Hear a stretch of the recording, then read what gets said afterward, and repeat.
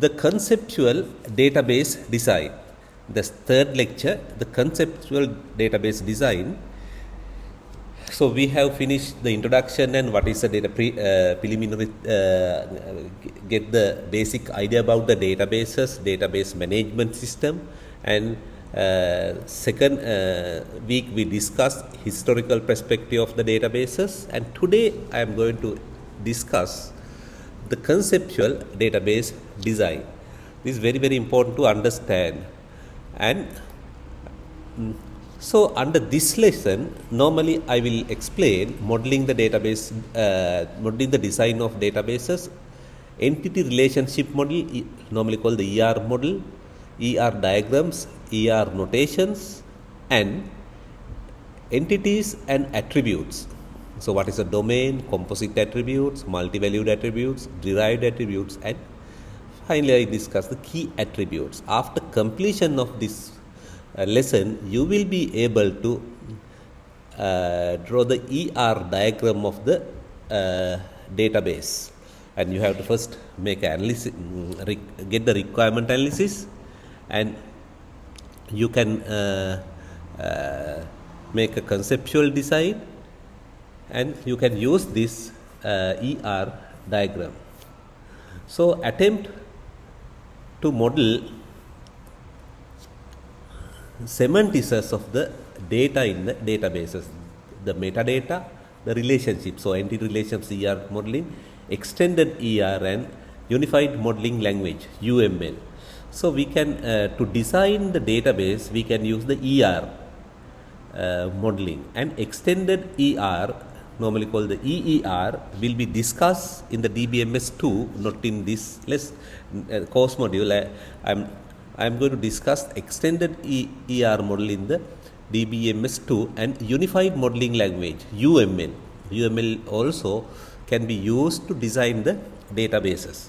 So especially I will explain the ER modeling in this course module in detail. The ER model, actually first we have done the requirement gathering, and second stage is conceptual database design. To satisfy the requirement that we gathered, we have to make a conceptual design of the database. To do this conceptual design, we use the high level data modeling, normally called the ER diagrams, to create. And the two main construct of the ER model are entities and relationships. The two main constructs of this ER model is the entities that consist of the set of attributes, and relationships with each entity with the other entity. The different books use the different graphical notation, but we have to adapt to this one. Here is the certain ER diagram. So don't worry, we'll explain all of these in the rest of the lessons. These are the rectangles ones called the entities, and these are called the attributes. These lines implement the relationships with each entity. And first of all, let's try to understand the symbols of the ER diagrams, normally called the ER notations. And you can, the left side of this, you can find the symbols, and the right side you can find the meaning of these symbols. Entity represent from the rectangle, and this is called entity. Actually, entity is an object. For an example, you can get the entity as anything. For an example, person is entity. Person has several characteristics: the name, surname, given name, date of birth, and address, telephone number, faculty. Likewise, according to the according to the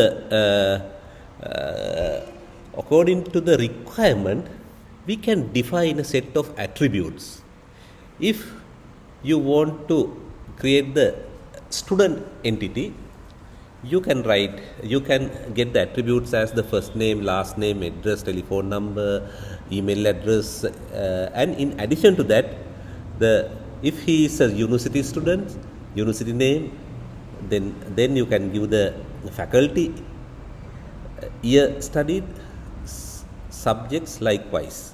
Okay, so entities and anything that will be the object that can be described by the set of characteristics. The entity can be described using a set of characteristics. So characteristics are called the attribute. So next you can see the double lined entities, that is called the weak entity. If one entity is depend on another entity, that the entity is called the weak entity. For simply like this, you know that employee of a company, employee is an entity, and employee has, if he is married, he may have some dependent, the wife, spouse, and the children. The dependent is the weak entity, because the dependent completely depend on the employer. So you can see as the weak entity. And this diamond sign is called the relationship. The two entities may have relationships. The relationship indicates from this diamond sign. So the double diamond sign indicate the identifying relationships. Don't worry, we'll explain what is this identifying relationships. Attributes which can use to explain the entities called attributes normally. So, and key attribute, you know that we have to study the primary key and foreign key. To indicate the key attribute, we can use this line under the attribute name, and multi-valued attribute, and sometimes one attribute may have different values. For an example, telephone number. When you get the telephone number, you can find the mobile number, home telephone, and workplace telephone, so that you can find the multi-valued for the one entity. And composite attribute. The composite attribute explains like this. For an example, full name consists of first name, middle name, and the surname, and the name of a person consists of these three. So that is called the composite attributes. So derived attributes. If one attribute is derived from the another one, is called the derived attribute. For an example, date of birth. If you know the date of birth of the person, you can easily calculate the age. Get the today's date and the date of birth. When you deduct the days, you can get the age of the person. So age can be derived from the date of birth. So this is called the derived attributes. And another one are relationships. So E1 and E2 and may have a relationship R. And if the double line, if there is double line in a one entity with the relation, that is called the total participation. E2 in R, total participation. And E1 to N, you can give the cardinality of the relationship.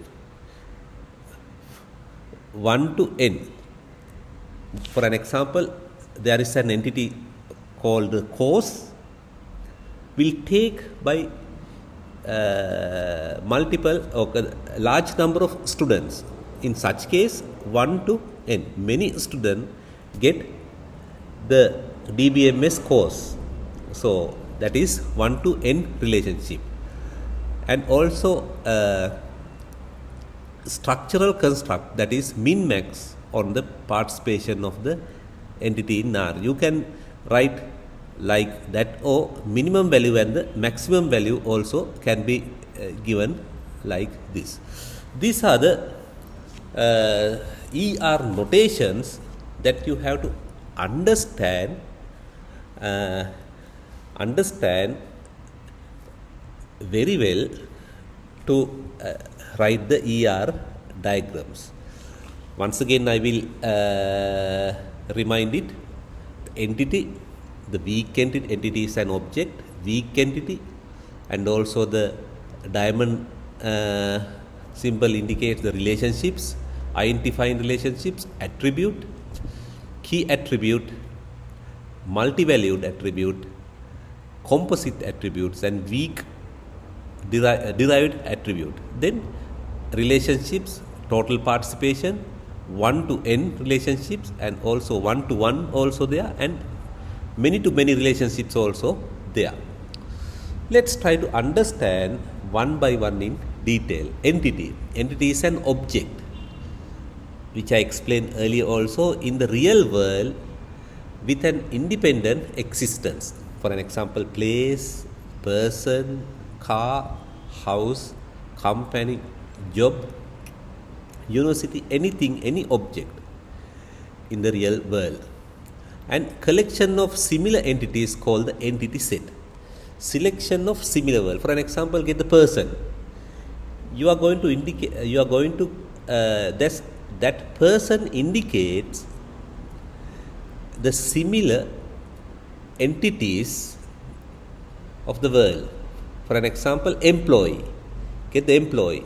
Employee indicates all the employees working in that company. If you want to create the design ER diagram for a certain company, and if you have an employee entity, that employee entity indicates all the employees who are working in that company.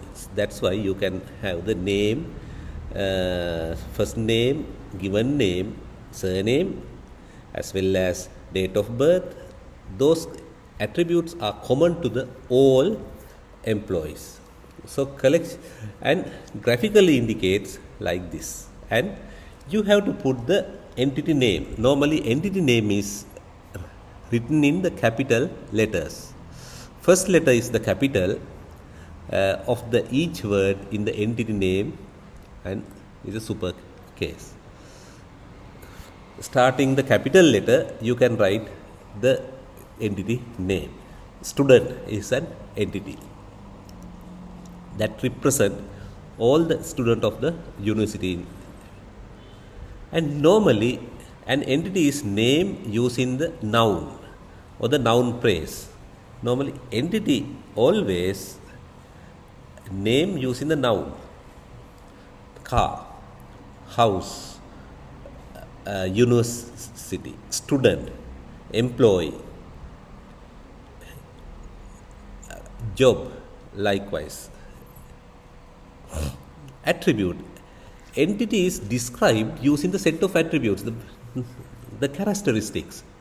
So graphically it will indicate like oval shape, and attribute name is written inside of this shape. So for an example, student has 3 attributes: name, address, age. It can be indicated like this. Student, name, address and age. Name, address and age. These are called the attributes.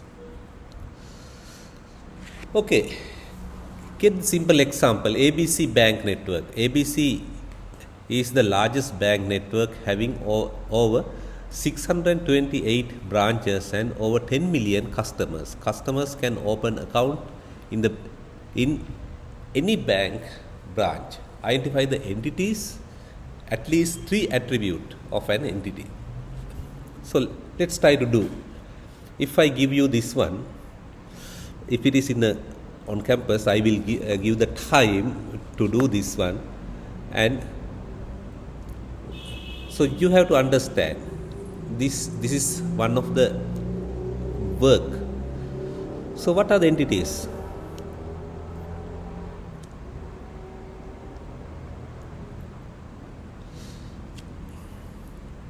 Entities can be the customers as well as accounts and branches. So at least 3 attributes of the entity. Customer, first name, given name, address, telephone number, all can be given as the attributes, at least 3 attributes. Account, account type, account holder's name, account number, then deposit amount, likewise you can write. And the next example, Faculty of Technology student registration system. Consider that you want to develop the student registration system for the technology faculty of technology. You will be given to design a database for this student registration system.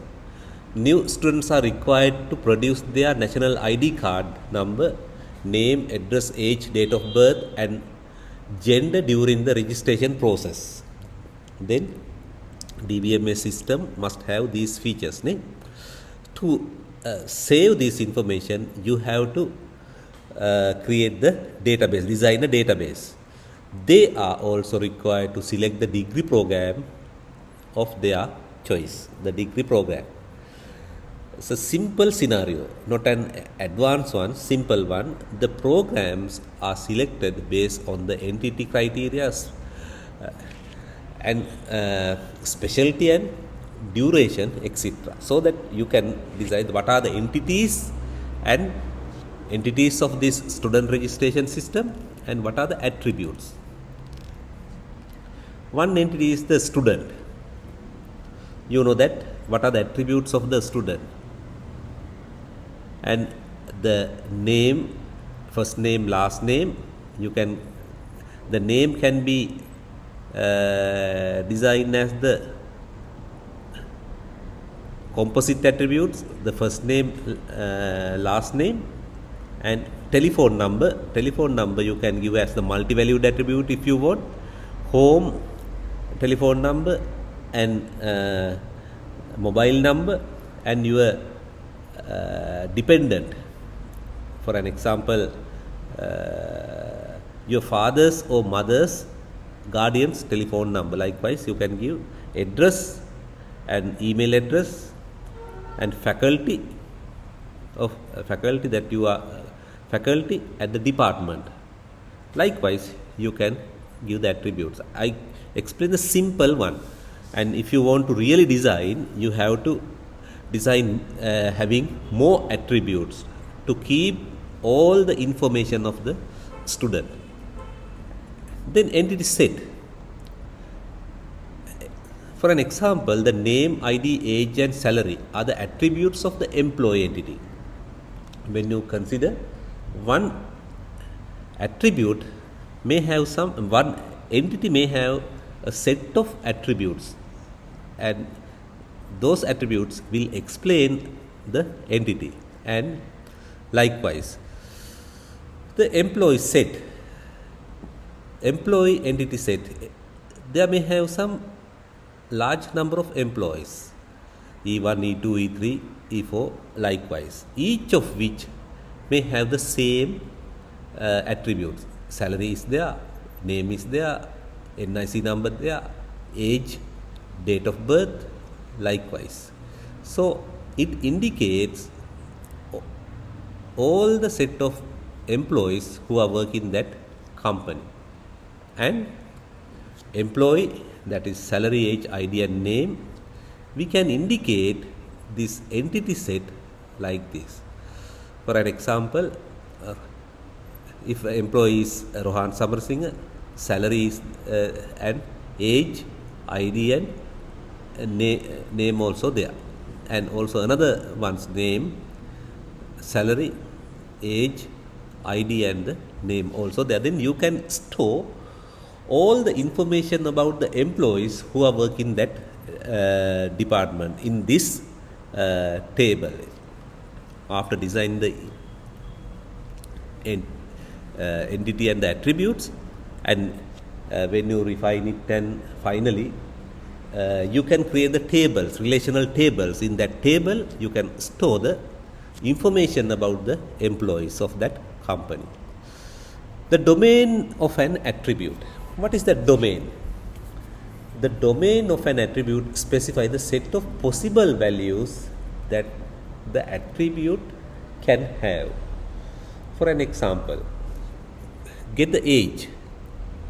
Age must between 0 to 120. Maximum age is 120, but we can hardly find a person who is working till 120. Normally, as you know, the retirement age is now 65. From this month, it was increased to the 65 years old. So, if someone enter the age more violating this range, then the system will generate the error message. The employer is not in the correct age range. And also you can limit the characters that you are going to enter for the name. You can define that maximum characters. While the database is designed, you have to give those features. Char 20 or char 50. That means you can enter up to the 50 characters. And also, when the database is designed using the char 50, while it is being designed, the space for the 50 characters will be allocated. But if you define as the var variable char 50, the space is not allocated, but it can be increased up to the 50. So always limit to the number of characters that enter, but it can be extended up to the 50 if use the varchar. We'll explain later. Likewise, you have to give the domain value for each and every field. So especially in this course module, mainly I am going to discuss the structured databases to store the structured data, so that each and every attribute may have a type of the data and also the value. Sometimes the domain value also can be there. Composite attributes. I explained earlier about these composite attributes. Composite attributes can be divided into the smaller subsets.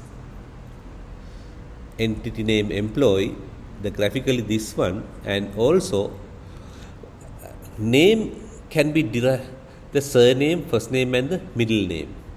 This is called the composite attribute. Composite attribute will indicate from the double line. The multi-valued attributes. Multi-valued attributes containing the multiple values are called the multi-valued attributes. So, student may have different email address, Gmail address, Yahoo address, University of Colombo email address like this. Email may have the multi-valued attribute. That is your turn. Think about the library database. So, identify the entities, attributes and domain of the attributes. Give an example for a multi-valued attribute in the library database. So,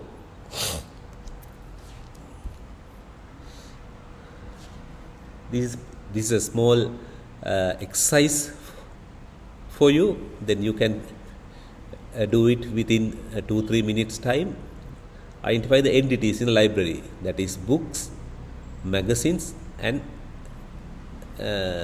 periodicals or the journals, and each of which may have a attribute set: name, published date, ISBN number if there are. Likewise, and the people who are coming to borrow the books, normally called the users.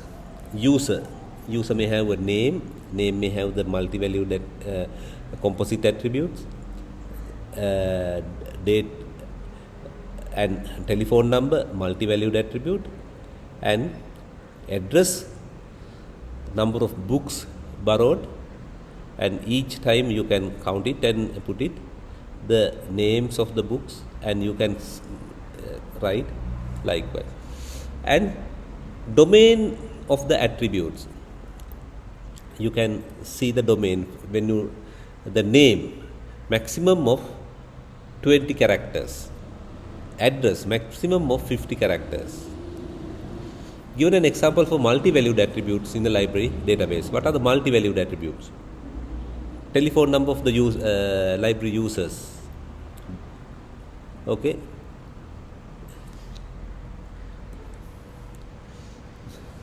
So then we have to understand the derived attribute. What is a derived attribute?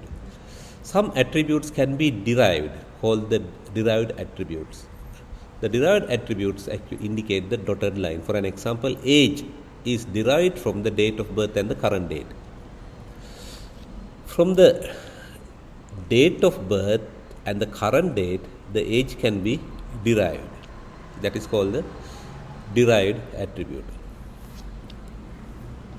Here is simple example, exercise. You can find student number, student name, student major, student date of birth, student hours, year, GPA, grade point average, and student age. This is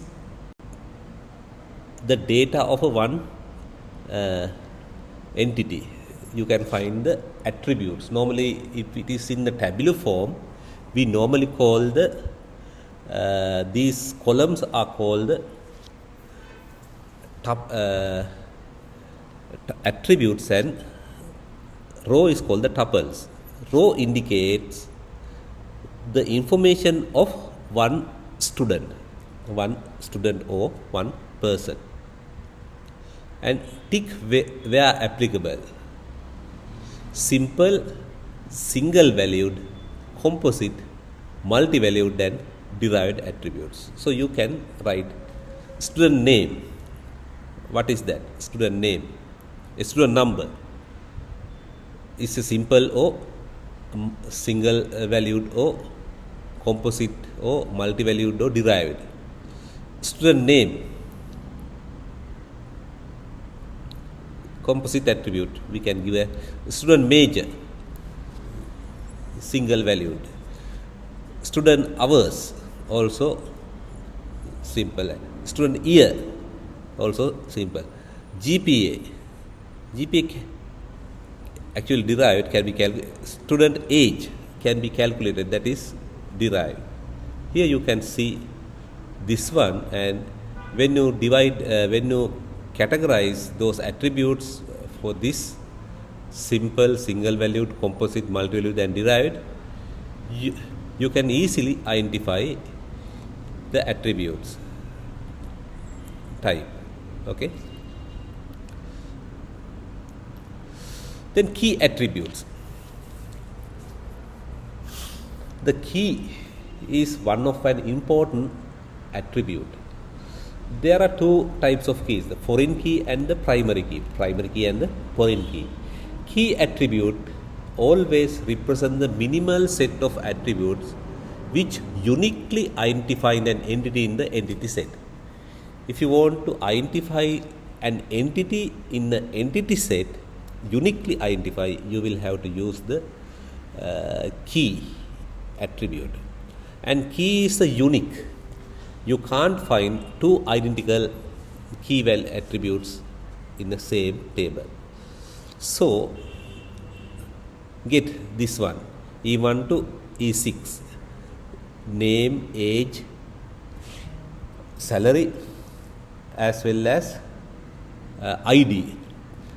From this ID, you can distinguish each of the student or the person of this entity, employee entity. Each of the employee can be identified using this ID number. So that is called the key attribute. That is active attribute, the minimal set of attributes. Sometimes to uniquely identify a certain employee in the employee set, we will have to use the composite attribute, two attributes together. That is called the minimal set of attributes. The key value indicates the minimal set of attributes. The minimal set of the attribute is the minimal set is 1, or sometimes we have to combine two attributes together to create the unique attribute, key attribute. So this is underlined as a key attribute. The primary key. There can be multiple keys attributes called the candidate keys. Consider that this one, the name is also a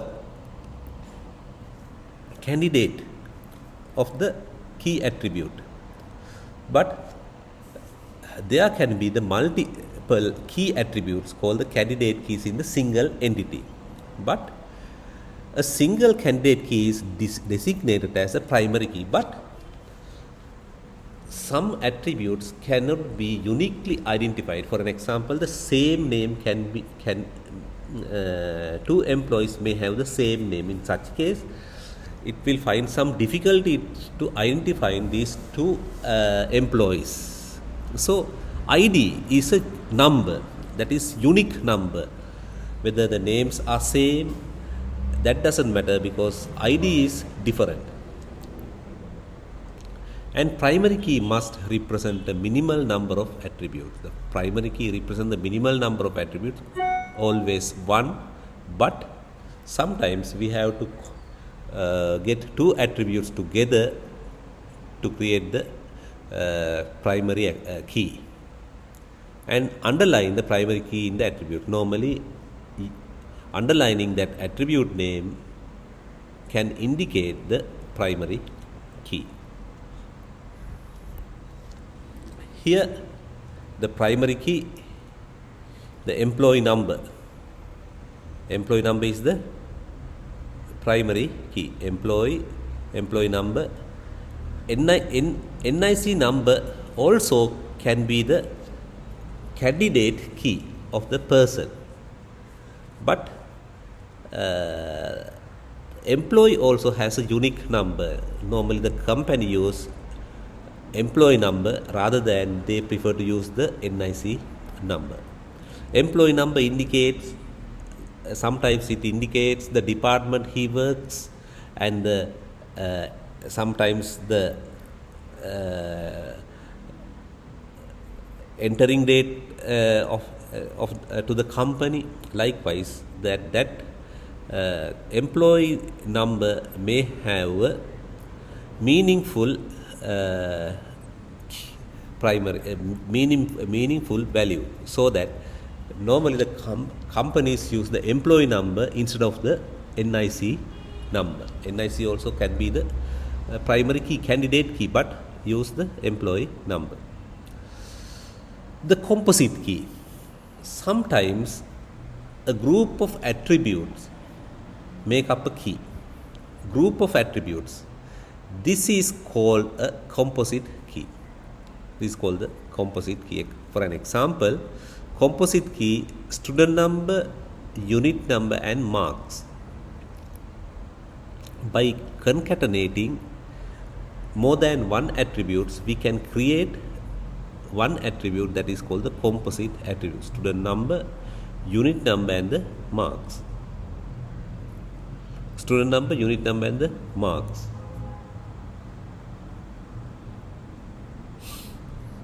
The super key.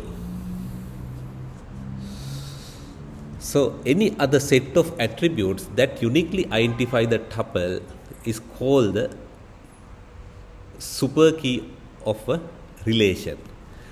As I told you, here in this case, the student number, unit ID, marks are the attributes.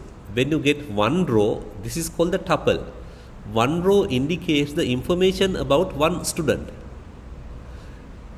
You can find the information about 4 students. This is called the tuples.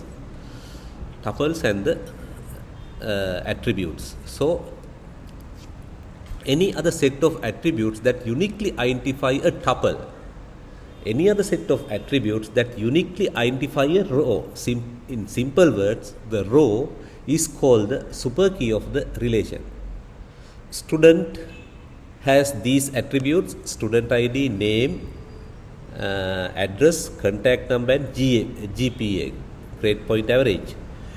What is the minimal set of attributes uniquely identify the relation? Student ID, SID, referred to as the primary key. SID plus name is a unique one. Yes, because SID plus name also the student can identify uniquely, but what is the but this is not the primary key, because but not the minimal set. The primary key has the minimal set of attributes. In such case, student plus name is not the primary key. We normally call the super key. This is referred as super key. If we want to use a certain attribute as a primary key of a relation, and we have to use the minimal set of attributes. Sometimes we can get 2 attributes together to create the primary key. But in this example, in this relation, you need not to have to combine 2 attributes together to create the primary keys.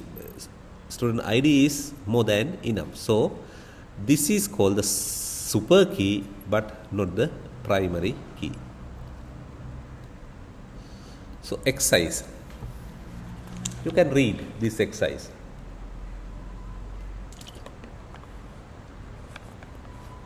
I will discuss this exercise the next week.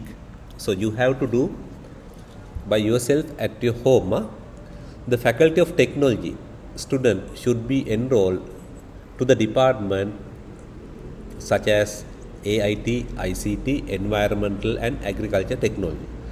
Student need to provide NIC number, name, address, date of birth, gender, contact number or numbers, email address or addresses when he or she is going to register for the course. Faculty will give a student number for each student. Faculty keeps track of department, course number, course name, duration and student for each course. So you have to design a ER diagram using the you have to design you have to think what are the entities and what are the attributes of the entities. I never tell you to write the relationships between each entity. I want you to understand the entities and the relations of these attributes of these entities from this exercise. Okay, please do at your home. Identify the following: entities and attributes of each entity, and domain of the each attribute. You know the domain, and composite attributes and derived attributes, if any.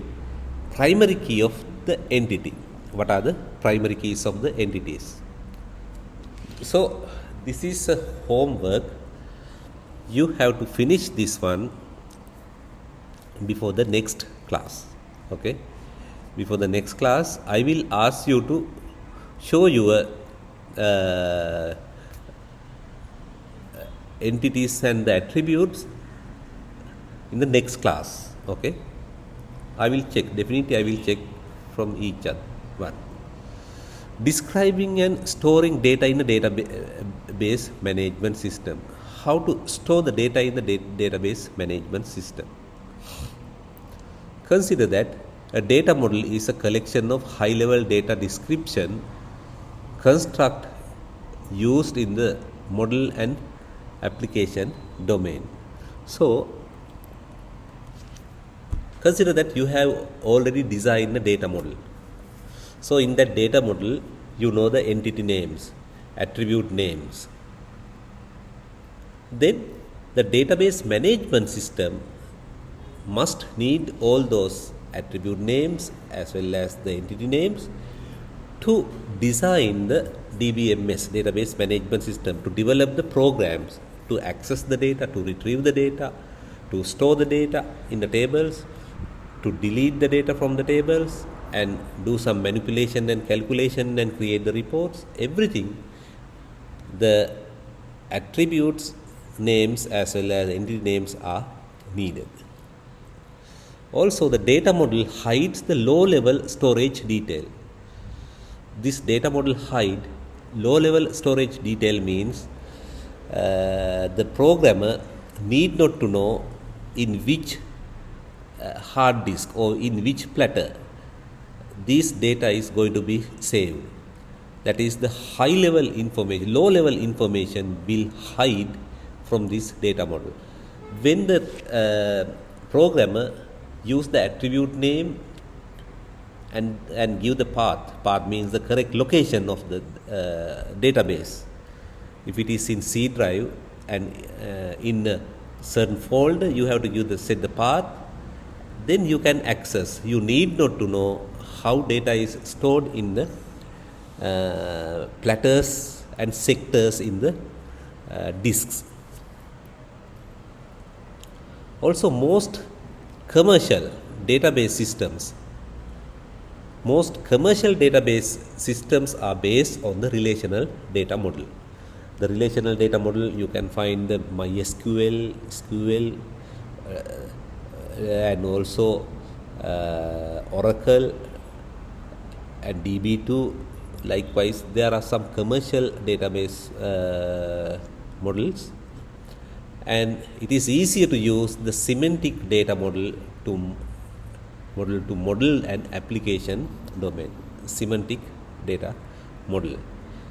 And for an example, entity relationship, that is ER model or extended EER model, extended entity relationship model, or else any other. Then we describe the storing data in a database management system. In the relational data model, we have discussed hierarchical model, network model, object-oriented model, and object-relational model. We have studied in the lecture 2. I think you could remember today also I revise those things. And here, level of abstraction in the database. The views, that means the end user need the different views. He wants to create the reports or summarize or sometimes the manipulations. Likewise, the different users need different insights from the databases. And conceptual schema, for that you are designing the conceptual schema. Based on this conceptual schema, you can design the physical schema and save it in the disks. But the database administrator do the physical develop the physical schema And also the programmers use the conceptual schema, and they use the attribute names and well as the entity names to access the data from the data tables. But data is originally physically stored in the disks, some sectors or the platters of the disk, but the programmer need not to know in which sector or which platter the data is stored. If he knows the conceptual schema, that is enough for him to develop the database management systems. So DBMS is described in the 3 levels of abstraction. One is external schema. Many views describes how the user see that the data, and conceptual schema that defines the logical structure, and finally the physical schema describe the files and the indexes used. Actually, when the data is saved, the metadata of that data will be saved in an indexes. For an example, the index used to get the physical location of the data. In that, when a program wants to access a certain data in a certain place, first of all read the index file and get the exact location, and go to the exact location using the read write head, go to the exact location and read the data and fetch to the main memory to create the reports or do any manipulation and calculations. So information about the schema is stored in the system catalog. Let's try to understand these levels in detail. Physical schema describe the storage details and summarize how the relations described in conceptual schema are actually stored on secondary storage devices such as disk and the tapes. The physically how the data physically stored, but the information will hide to the developers and the users. Decide what file organization used to store the relationships, and create indexes to speed up the data retrieval operations. That's why the indexes includes all metadata of that data set, the place as well as the type of the data, and likewise you can get the index table. In using the index table, the user of the data or the programmer can write the program to go to the exact location of the database. When he requests, go through the index file and find the location and go to the place where the data is physically stored. The external schema. External schema actually allows data to access, be customized or authorized at the level of individual users or group of users. Any given database has exactly one conceptual schema. Any given database must have one conceptual schema and one physical schema. Conceptual schema as well as physical schema, because it has just one set of stored relations, but it may have several external schemas. Then the propose to support the program data independence, support for the multiple views of the data. So what are the advantages? Data independence. One of the main advantages of the database management system, the 3 schema architecture provides the concept of data independence, upper level and unaffected by change of the lower level. So having these 3 layers three schema architecture, and it provides the concept of data independence. The database the programmer need not to know how to store the data in the physically stored in the disks, and where the actual address of the actual locations of the data. So he only knows the schema. Then if he know the attribute name as well as the entity name, and he can write the program to access the data. Wherever the data is stored, he need not to consider about it, and he can write the program to access the data.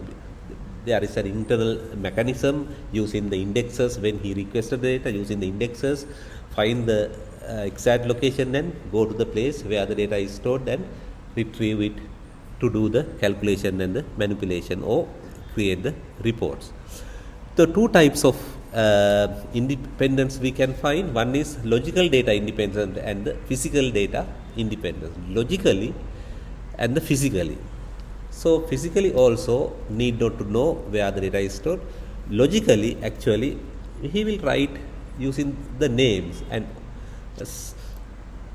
if the logically he as the independence, he will easily write the programs. Otherwise, if he happen to use the physical location of the data, sometimes it will be a tedious task to write the program. So as data independence, the programmers, the DBMS developers will easily develop the programs.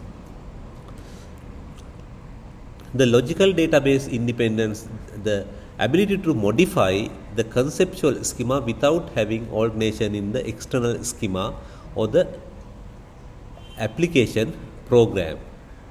The logical data depends ability to modify the conceptual schema. Sometimes the conceptual schema, the relational model, has this advantage. If you want to add modify the conceptual schema, so without having alternation in the external schema or the application program, that can be done. So conceptual schema, you have already made a conceptual schema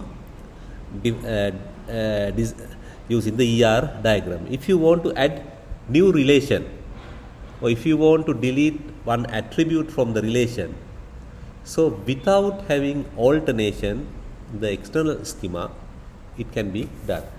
For an example, addition or deletion of the fresh entity, attributes or relationships should be possible without having alternation to the existing external schema or having to retrieve the application programs. So that is one good advantage. But when you consider the object-oriented databases, this will find some difficulties.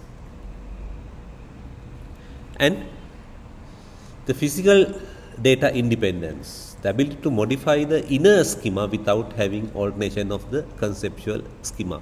So using the new storage device, for an example, you want to migrate the data from one disk to one server to another one, but you can use this one without changing the program, just to give the actual path to the new location. That's only. Others will not be changed. Using new storage devices, switching from one access method to the another one, modifying indexes can be done without modifying the inner schema. So should be possible without having to change the conceptual schema. And when you consider the university database, which I explained previously, conceptual schema, student has student ID, the type of the student ID is string, name also string, logging string age integer GPA real. This is called the data type. Or you can, instead of this, in the programming you are writing the string. Sometimes you can write the char, characters, char or varchar, variable char. Courses, course ID, course name and credits, string and integer type of the data. Enrolled, student ID, this is course ID and grade. The physical schema is the relations stored as unordered files and indexes on first column of the students.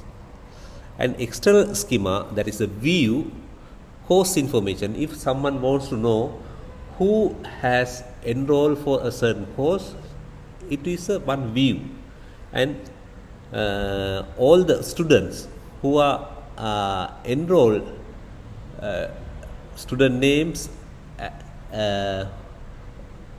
who are enrolled to the specific course, that also another view, so that the different users may want different view for the decision making purposes. So the database management system must write the programs to get the required views, insights from the databases. So then databases make these folk happy, the end users and DBMS vendors, database application programmers and database administrators design logical physical schemas, handle the security and administrations, and data availability and crash recovery. If the server is crashed, the database administrator is responsible to